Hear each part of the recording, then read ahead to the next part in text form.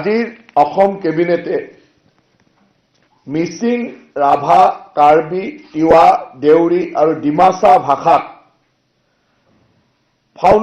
Fundamental stage মানে প্ৰাথমিক শিক্ষা ব্যৱস্থাত যিটো আমি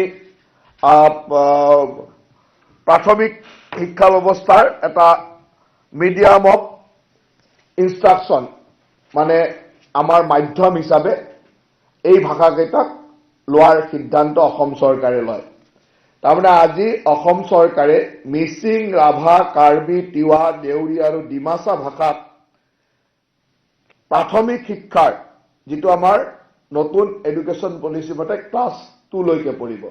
এই ক্লাছ 2 লৈকে প্ৰাথমিক শিক্ষাৰ মাধ্যম হিচাপে শিক্ষাৰ ভাষাৰ মাধ্যম হিচাপে এইকেইটা ভাষাক লোৱাৰ সিদ্ধান্ত অসম চৰকাৰে লয়। তাৰ ফলত আমাৰ এই জনগোষ্ঠীয় ভাষাসমূহৰ বিকাশ সাধন কৰা বা জনগোষ্ঠীয় ভাষাৰ জৰিয়তে যিটো প্ৰাথমিক শিক্ষা বা মাতৃভাষাৰ জৰিয়তে প্ৰাথমিক শিক্ষাৰ কথা যিটো নতুন এডুকেশ্যন পলিচিত বা নতুন শিক্ষানীতিত কোৱা হৈছিল, এই শিক্ষানীতিৰ কথাটো ইয়াত সুন্দৰভাৱে ফুটি উঠিব।